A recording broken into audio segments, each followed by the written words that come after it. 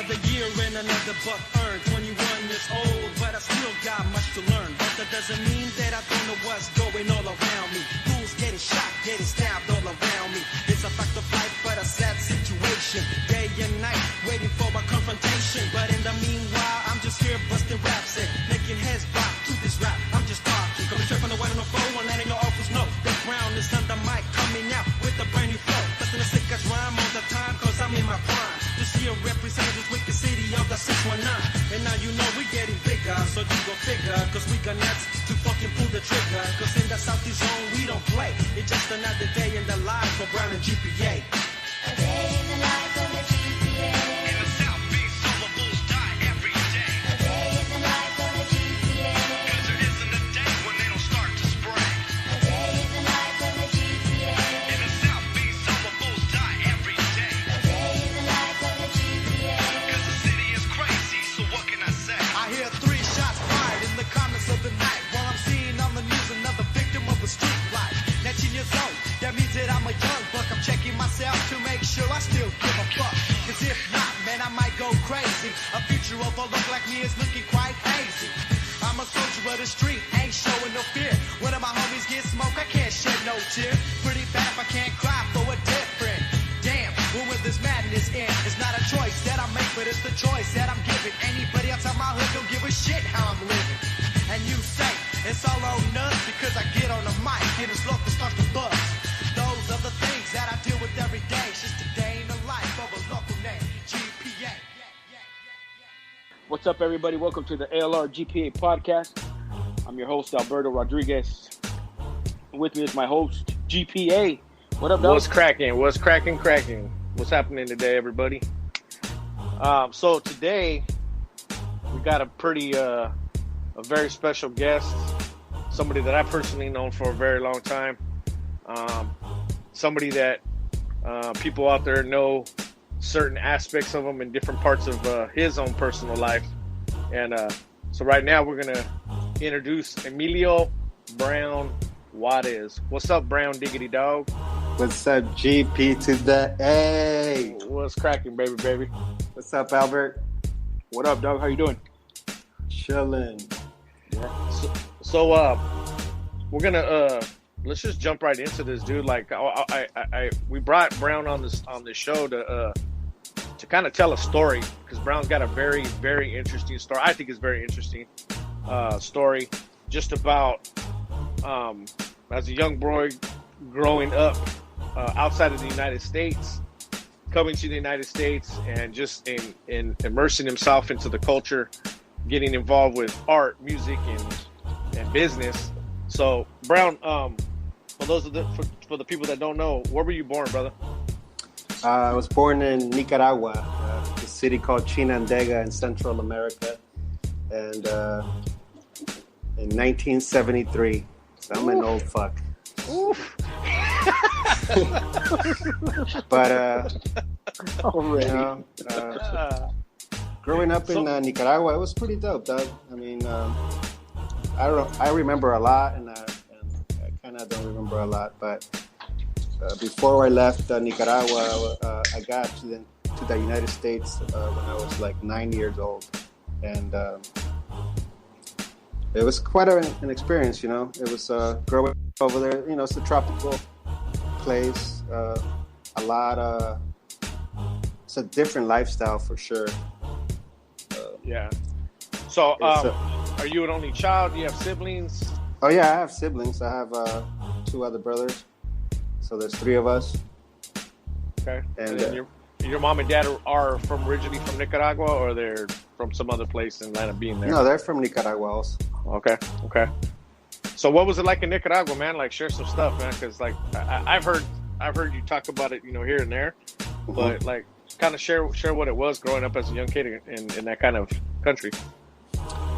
Well, unfortunately, part of growing up over there was a lot of like a war going on, civil war, and also like people try to make it not so crazy, I guess, because we're part of like a Cuba type deal, and so it was a lot of there was a lot of war, man, going on. There was a lot of shootings and bullshit. I mean, to the point to where the kids were playing around in trenches. You know what I mean?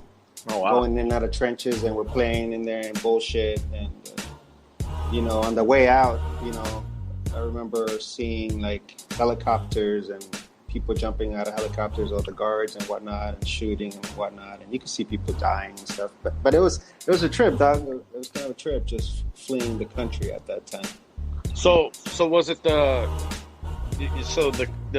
government was fighting like a revolutionaries, or was it like Yeah, it was a government revolution of the country. Yeah, they were being oppressed. I mean, the country's still kind of messed up, but They're still It going is at what- that right now.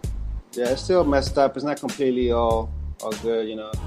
But it is what it is. You know, I still have family down there, and they're doing it. Yeah. So, you know, I just need to go back to the homeland. I still haven't even gone back. When was the last time you were there? When you were 9? Yeah, when I was 9 years old. Oh wow. So it's been a while, huh? Fuck yeah. Do you think you'll ever go back, or would you wait till everything is kind of different? I think I'm able to go back right now. I don't know what's taking me so long, but I don't know. Are you still Just- in contact? Are you still in contact with your family down there?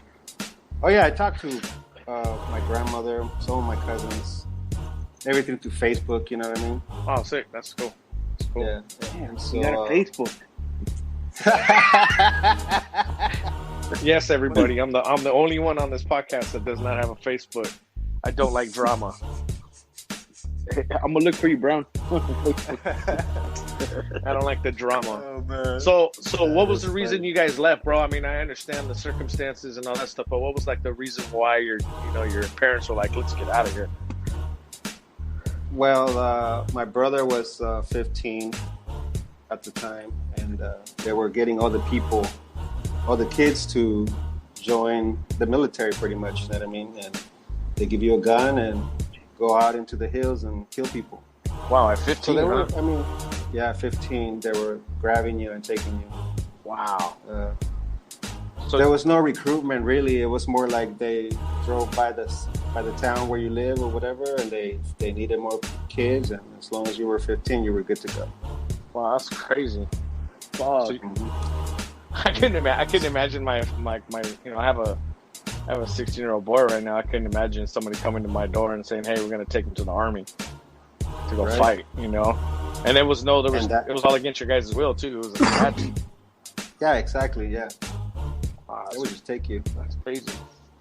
So that's when my parents decided to just take off. So Brown, let's when your go. family decided to leave Nicaragua, did they all go at once, or who decided to go first? And was it hard to get out of there? Well, my dad and my older brother went first.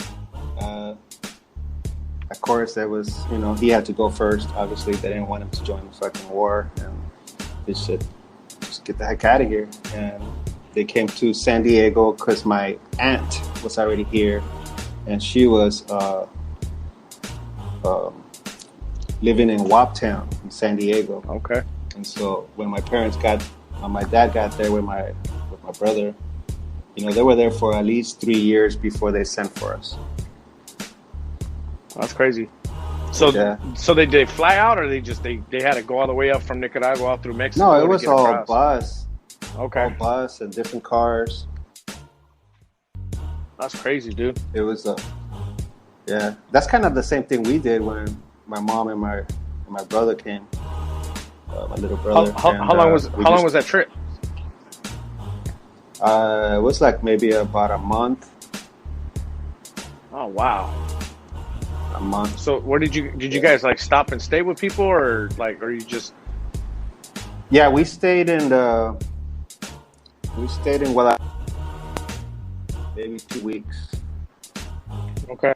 And of course, when we got out of Nicaragua, we passed through Honduras, and then we passed through Guatemala, and then we passed through, when we entered the border of Mexico, they fucking smuggled us all the way into DF, shit. Mexico City, and from Mexico City, part of the ring or whatever that took us. He got us on a bus, and from that bus we got to Guadalajara. And in Guadalajara we stayed there for like 2 weeks. The hometown. It was right fucking awesome, dude. Guadalajara is amazing. there. That's where my family's from. Yeah, like I mean, that's the most beautiful place I've ever been to, and it's so colorful. It is a magical town, and the weather's fucking perfect. That's crazy. Yeah, So it's real nice. So, yeah. I mean, it was for a kid that was 9 years old passing through there. I mean, it was like I felt like I was in Wonderland or something. I was like, damn, this shit. I mean, this town is amazing. The people were all nice. Once we got out of there in the 2 weeks, we went to Guaymas, I guess it's called. Sonora. Sonora, huh? Yeah. And then from there we went to TJ, and in TJ, when we got to Guaymas, we stayed there for like another 3 days, and then we went to TJ, and then once we got to TJ, we just stayed there one night, and then they crossed us. wow, that's crazy. And what year was this? 86. Wow. Okay. Okay. Yeah, 1986. So Damn, I was 3 years old. so your dad had already been gone for 3 years.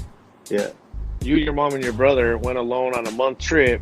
Yeah, he was already gone for 3 years, and then he was a mechanic, and so he always had work. He was always working, and so he saved up enough to send for us. You know what I mean? And I didn't even know how we were doing all this, but I mean, the fact that we stayed in a nice hotel in Guadalajara was man, we grabbed some money. That's Damn. crazy. That's dope. That's dude. crazy. Yeah. So Did then you you hit wanna- Sandy. Oh, Go ahead, Doc. Go ahead. Go ahead. Did you want to leave as a kid? You're like, oh, I want to stay here, or you're just with it? Like, let's go. Well, you know, as a kid, you know, you always want that acceptance from your dad. You know what I mean? And my dad was hard. You know, he was a hard dude, and obviously from a Central American country. So, but I still loved him. You know what I mean? He was my dad, and so I wanted to be with him and my older brother. And so, yeah, I mean, I definitely needed to. I wanted to be with him. Obviously, I wanted to be wherever he was at. So then you get across and you hit San Diego. Mm-hmm. Like how was that, man? Was that like I bet you it was all different, huh? yeah, like a big culture shock, huh? Oh yeah, dog. Like, let's put it this way. And we got to the border. They told us, "Hey, just act like you're asleep because you guys are kids, so they ain't gonna mess with you guys. Just act like you're sleeping. We got the papers. We're just gonna cross." And me and my brother went in the back, acted like we were sleeping. They crossed us, and it was easy, dude. Back then, I guess. Yeah. Can't You do know that what I now, mean? dude. Yeah. And so once we crossed the border, man, and passing through San Isidro, and I was seeing all these big lights and shit. I was like, what? What is this? Seeing McDonald's lights. Yeah, you they're the McDonald's, yeah. lights. The Yeah, McDonald's yeah, across it's the San Isidro. I was like, whoa, what's that? It was fucking crazy. Is that still there? McDonald's. Yeah, last time I was down, like on that side, yeah, it was. Yeah, I don't know about now. I don't know if it is now, but yeah. yeah. I've only crossed once through San Isidro. Oh, really? Yeah, I go through a time. Oh, yeah, no, yeah, that's crazy, dude. That's crazy. So man. then, you guys just start life. You go to, they sign you up for school, and it's all good. Like, how did that happen? I mean, when my dad got here, I guess he already he got hooked up with a good lawyer through my aunt, and they just hooked it all up. You know, they had good connections, I guess, and we were fortunate enough to have a real good lawyer. I forget her name, but she was badass. I mean, I'm gonna mention her again when we get ahead, because something else happened when I was working at Tribal. Yeah, no doubt. Okay. So you start school. Did you speak any English or anything then? Nah, not at all, dude. And that's what's funny, because growing up in downtown San Diego, in Waptown, I went to Washington Elementary School, and all I knew was Spanish, dog. And talking to Mexican kids was fucking hard as fuck, because everybody would be looking at me and be like, "Who the fuck are you, dude? Why you sound like that?" You know what I mean? Yeah. And then right away, of course, pinche mojado, you know, and all this and all that. And it was just like, pinche pollo, you know, and it was just like, what the fuck you just called me, dog? I'm like, I'm not a chicken. Yeah, like, aquí tengo tu pollo.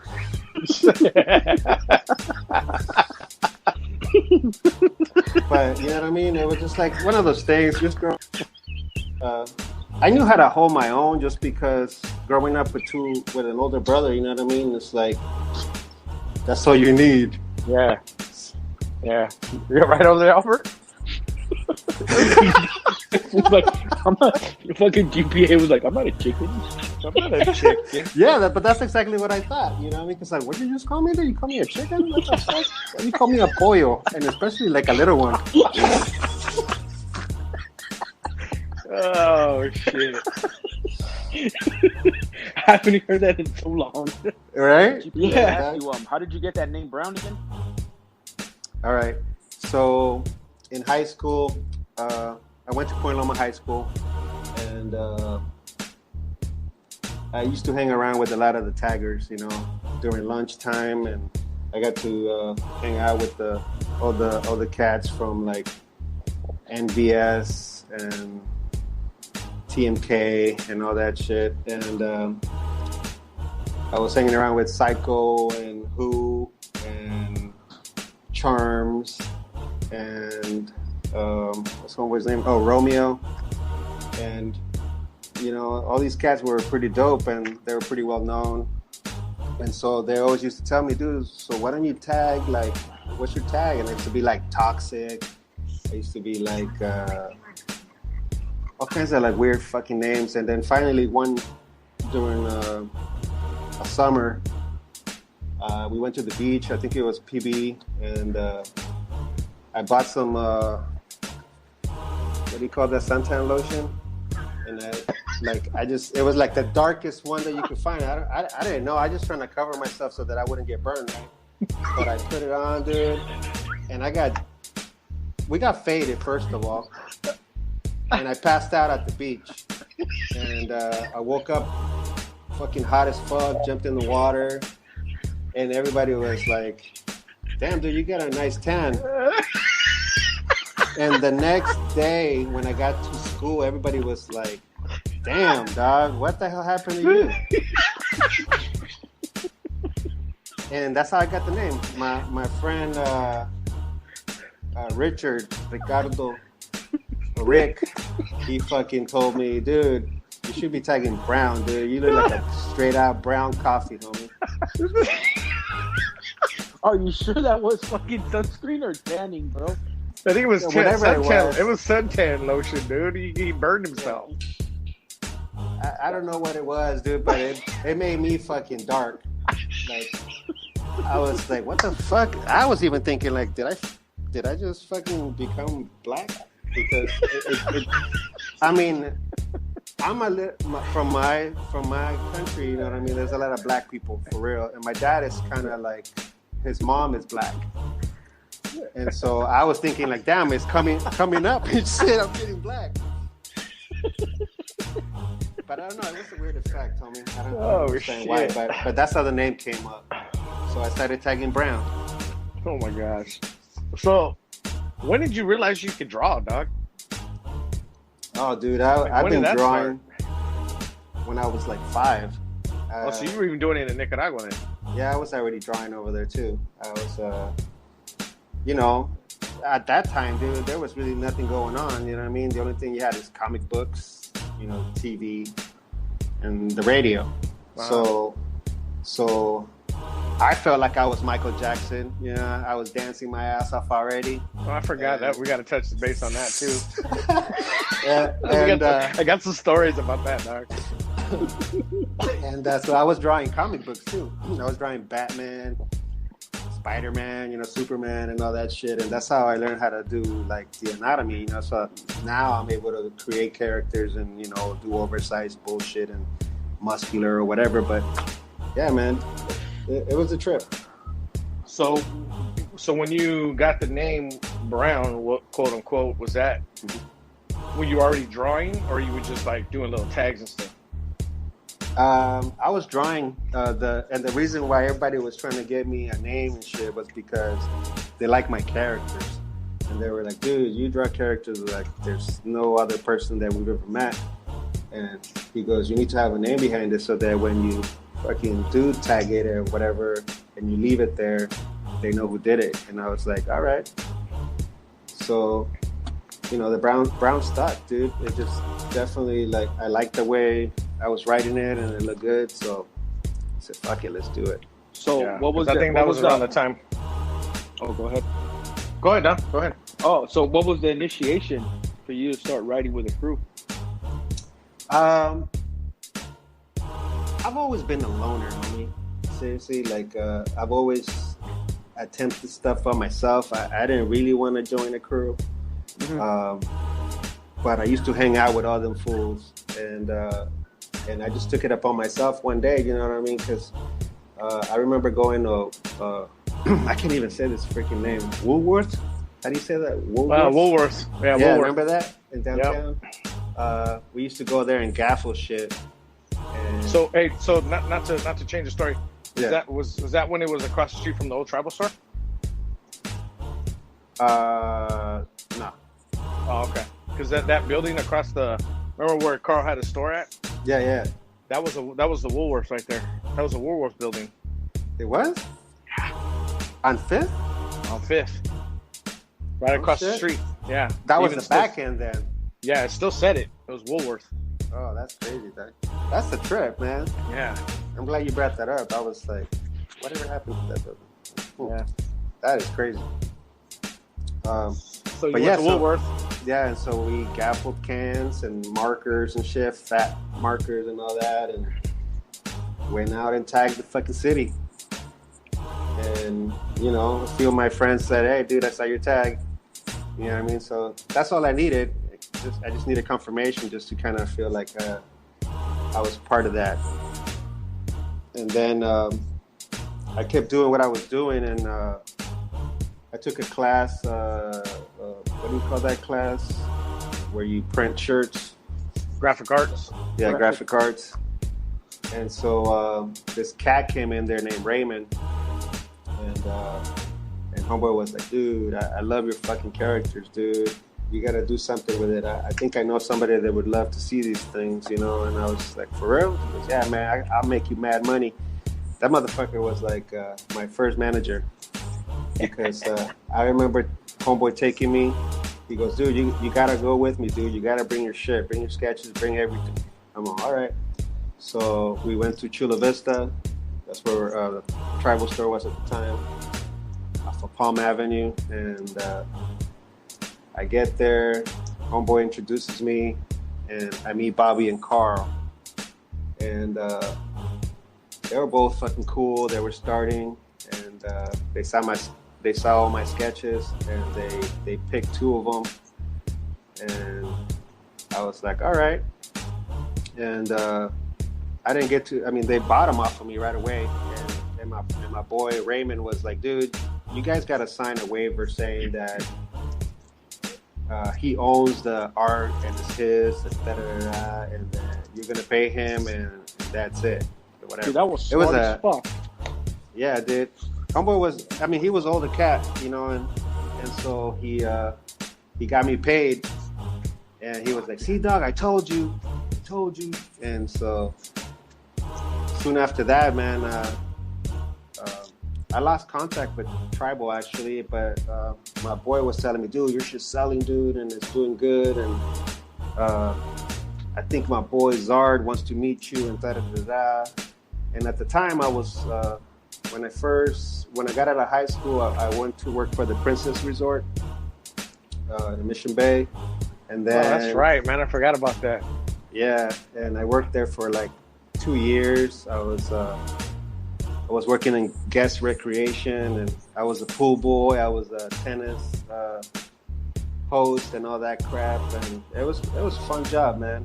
And then I lost that job, and then my boy Gilbert hooked me up and shit with Oh, shit. Shuttermark. Dude, Shuttermart. we gotta talk about that, bro. Yeah. So Shuttermart was this job that my cousin got.